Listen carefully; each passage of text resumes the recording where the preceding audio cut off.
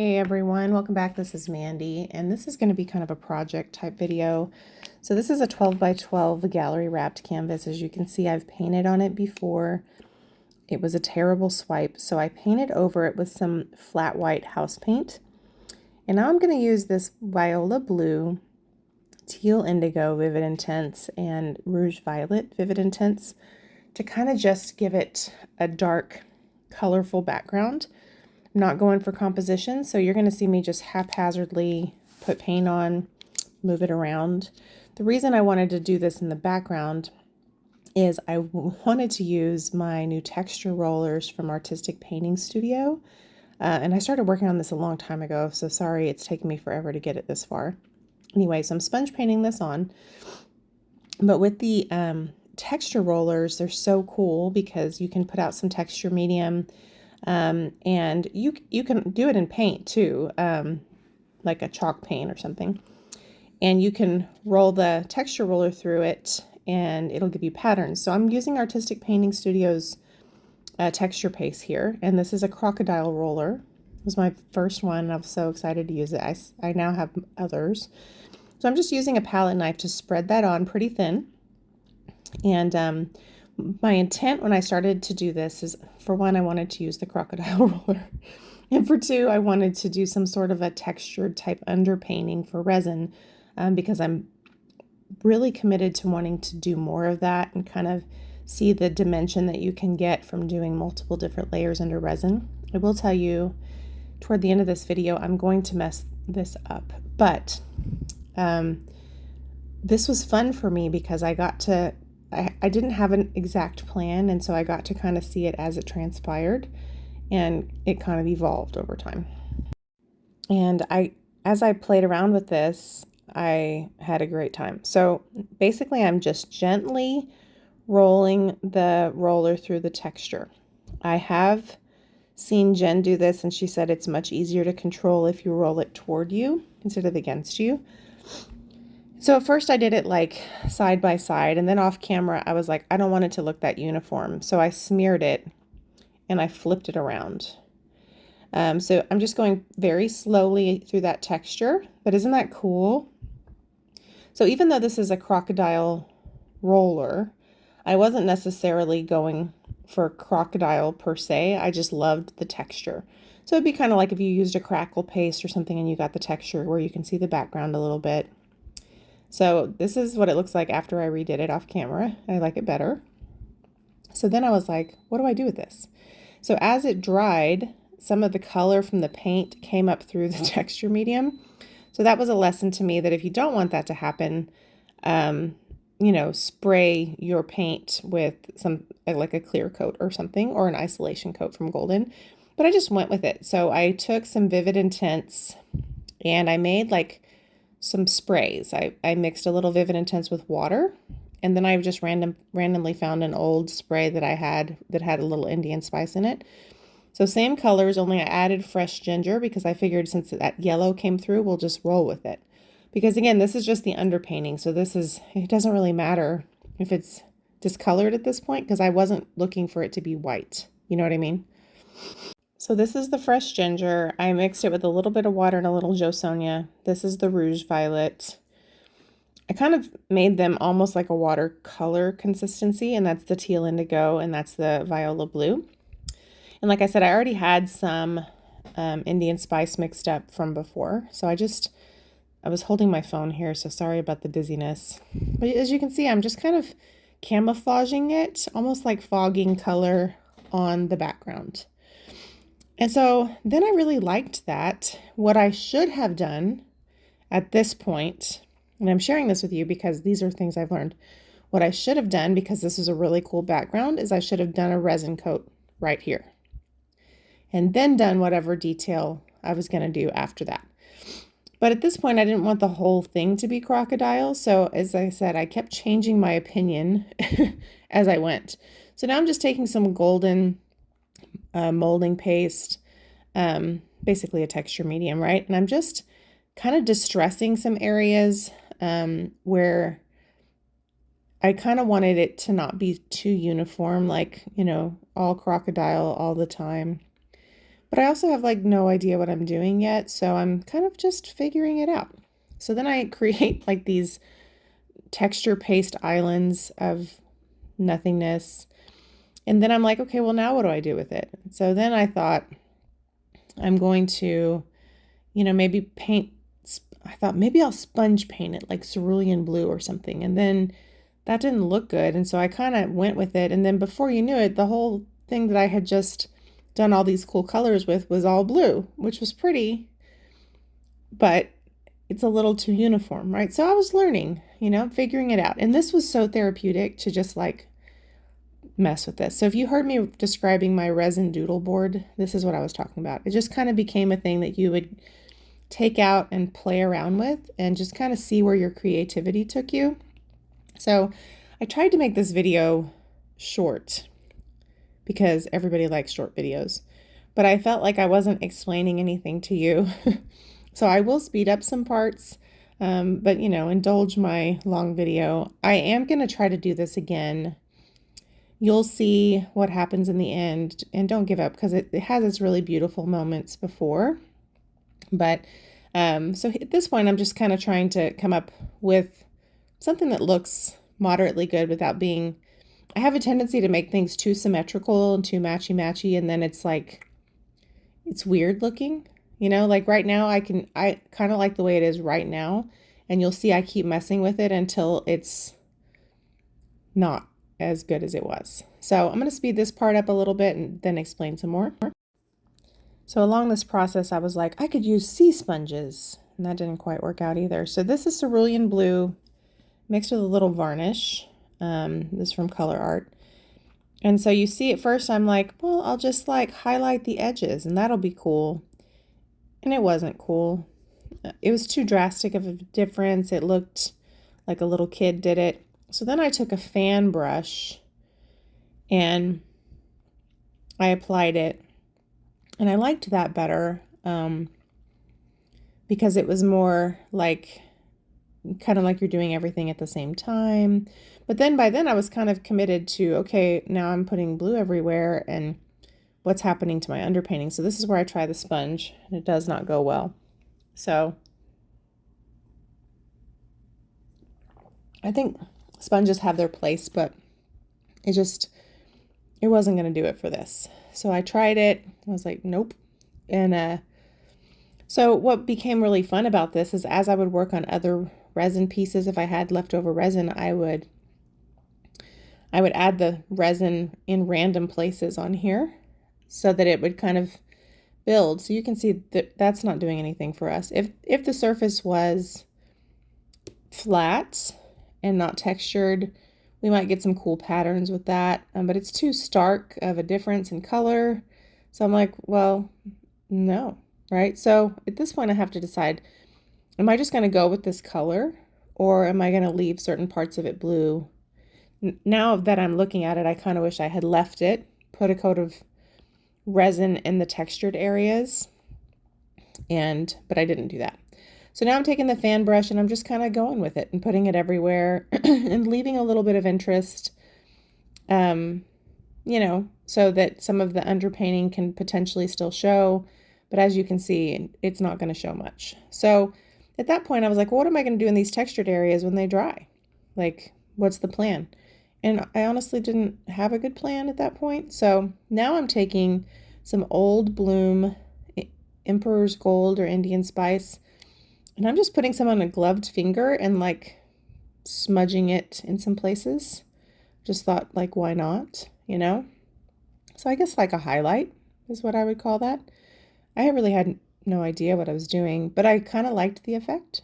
And I thought under resin that could look pretty cool. Like you're looking down into some blue or some gold is peeking through. So at this point I was like, okay, if I let this texture paste dry, what am I going to do? Am I going to come in and glaze? Am I going to do something drastic? So what I ended up doing is kind of spraying it with, and this is kind of a fuzzy picture, but I ended up spraying it kind of like I did the bottom with some of those vivid intense colors and kind of basically pulling color back in. So as you can see, as it dried, some of those colors on the bottom are still showing, but that gold and blue looks pretty cool.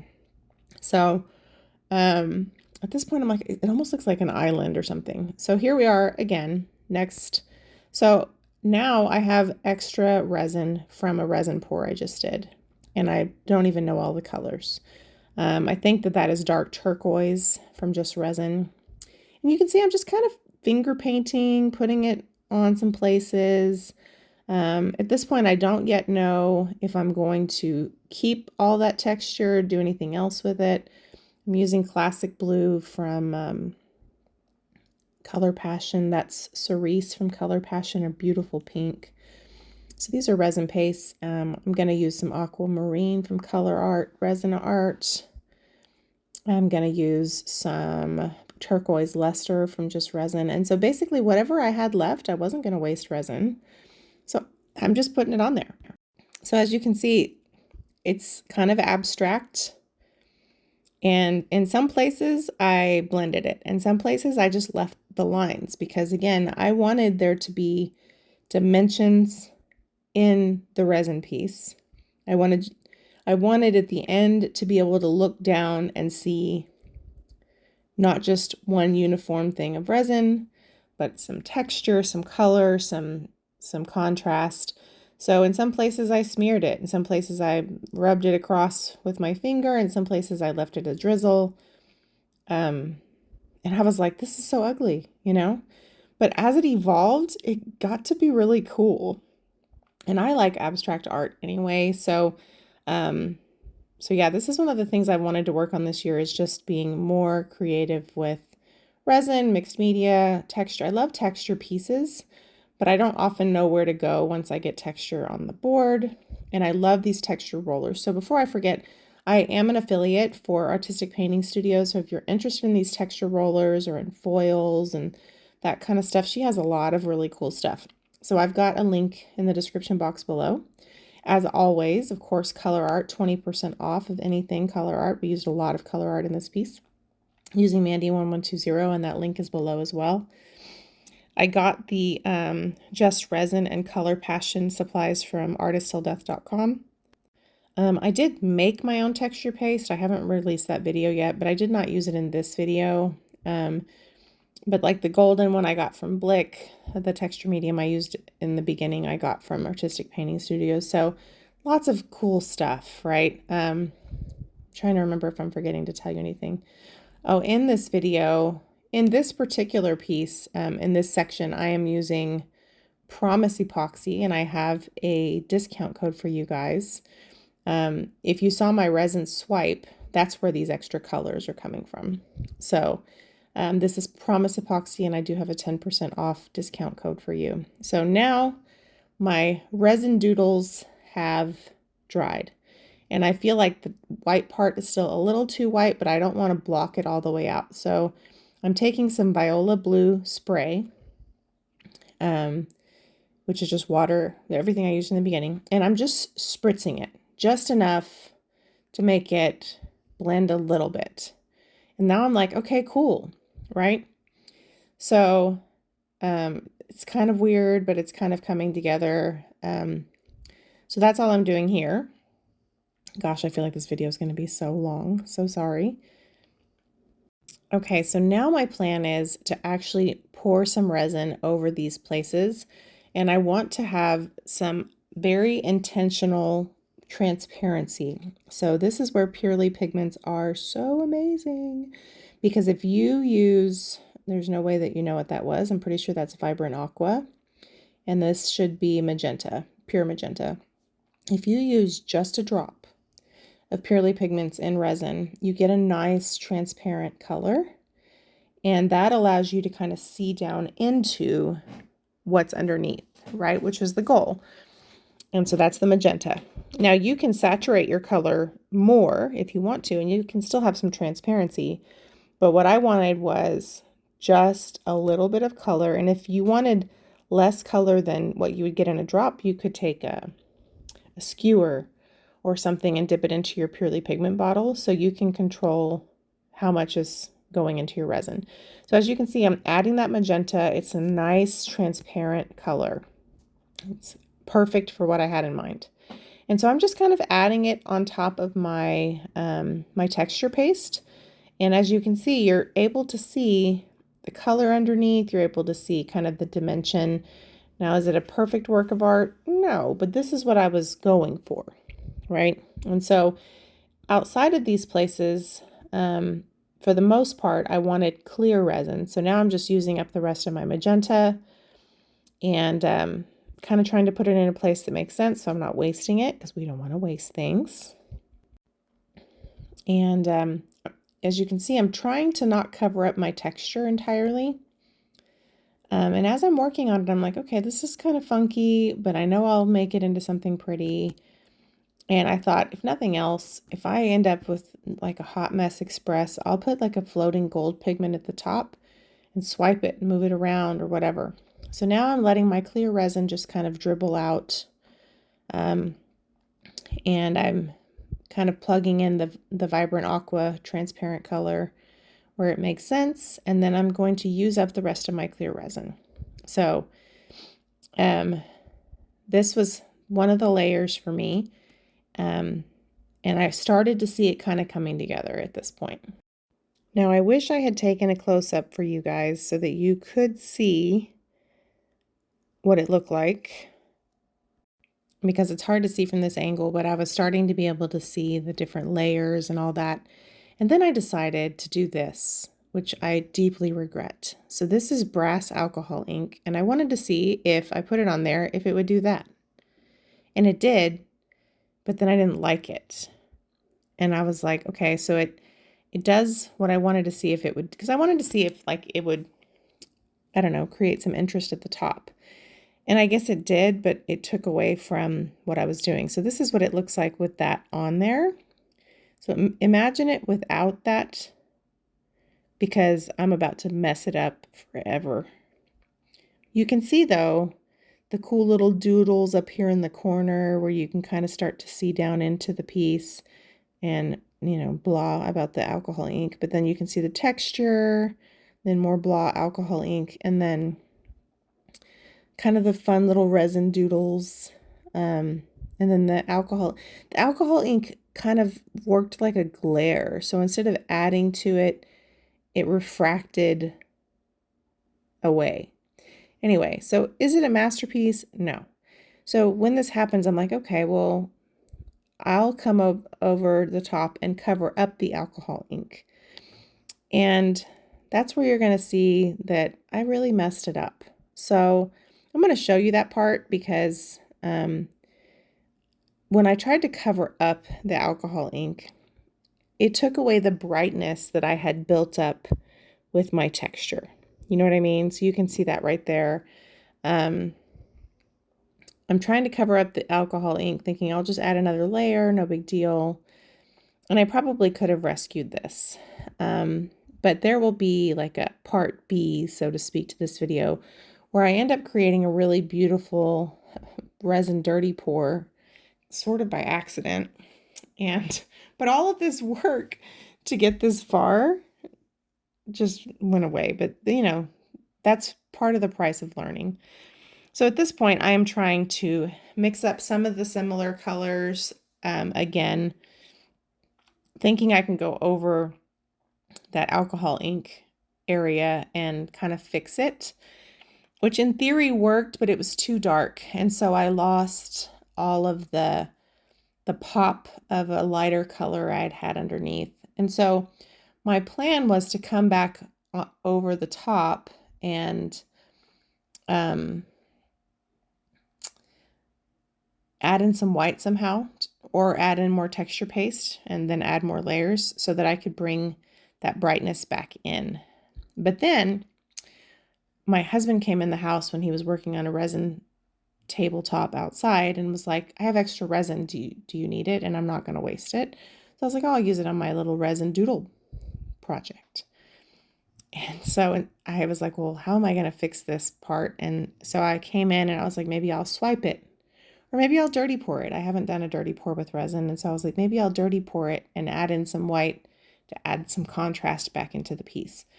So needless to say, and you'll see it in the video when I release it, when I dirty poured it, it wasn't going to blend in with what I had going on here. So you can see by looking at this, this just becomes too dark. Like it's still pretty, but it's dark. There's no contrast. And so anyway, long story short, at this point we've got all of these layers and all of that stuff. And so I liked it. I liked where it was going before I did that thing with the alcohol ink, but now I know that that's not like my favorite. If I want to experiment, let the resin dry, do a different resin coat. So if I don't like it, I can maybe remove some of it.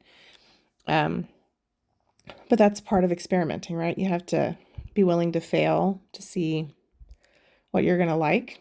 So anyway, thanks for joining me as I started with this concept. I still wanted to share it with you guys because I think like as artists, how we work through a process is important. But stay tuned. I will show you a really cool dirty pour in the next video that I do for resin. Anyway, thanks for watching.